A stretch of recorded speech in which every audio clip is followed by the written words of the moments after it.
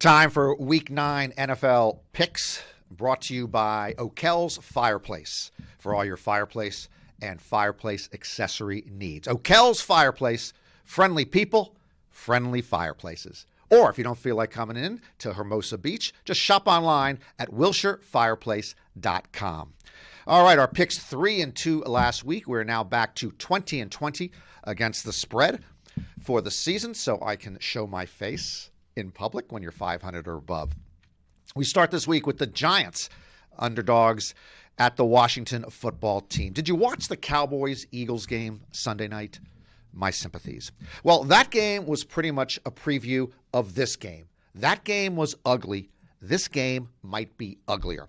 It's pretty much like going from a landfill dump to a waste management site.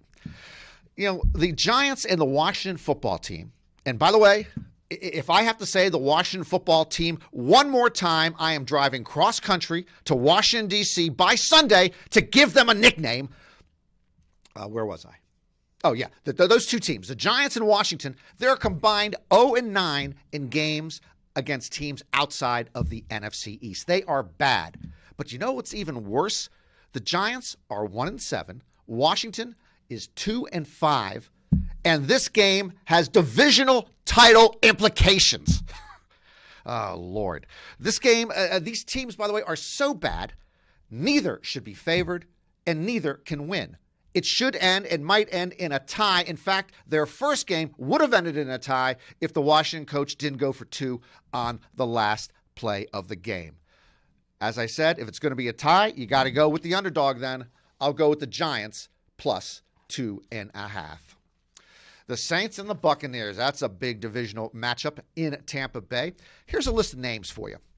Brandon LaFell, Lawrence Maroney, Sam Aiken, Kembrell Tompkins, Brandon Tate, Bethel Johnson, Aaron Dobson, Malcolm Mitchell. Who are they? Some of the countless nondescript wide receivers that Tom Brady had in his 20 years in New England. Well, listen to his new list in Tampa Bay. Mike Evans, Chris Godwin, and Antonio Brown. Plus, he's got Gronk at tight end. Brady used to throw at garbage cans. Now he's tossing coins into the Trevi Fountain. Oh, well, you never heard of the Trevi Fountain? Google it! I don't got time for this ignorance. Anyway, I believe the Buccaneers' defense is really going to stand tall in this one against Drew Brees. And I just found out, saw some tape, I just found out that Drew Brees is actually pretty short. So if the Buccaneers defense stands real tall, he won't be able to see anything.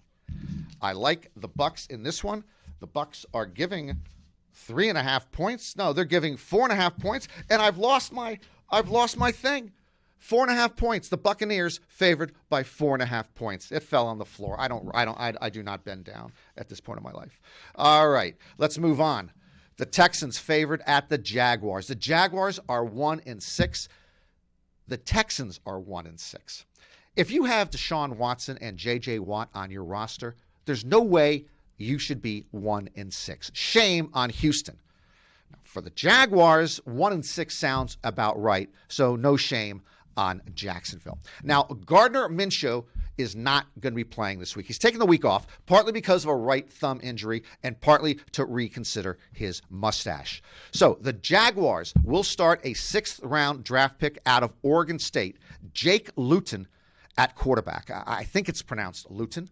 It might be Luton. It might be Luton. Hey, I'm not paid to know how to pronounce his name. I'm paid to give you winners.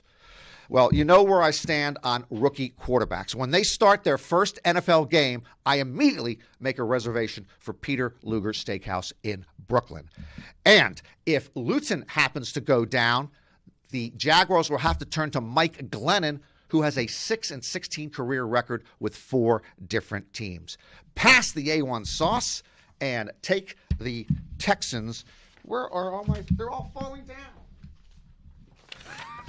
Take the Texans in this one. I have to tape them to my forehead.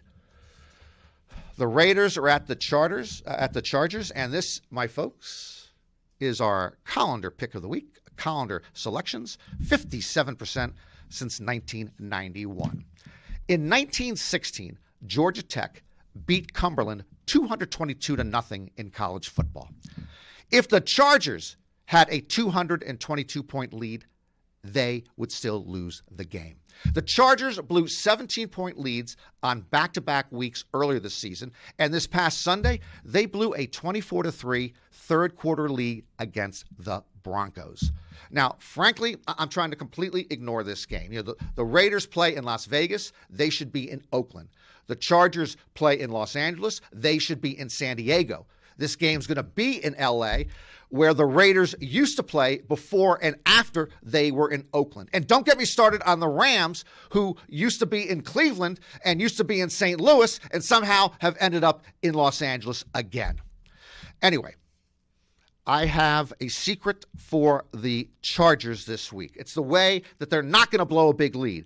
What? They're going to play from behind the whole game and then win in the fourth quarter. This game is a pick'em.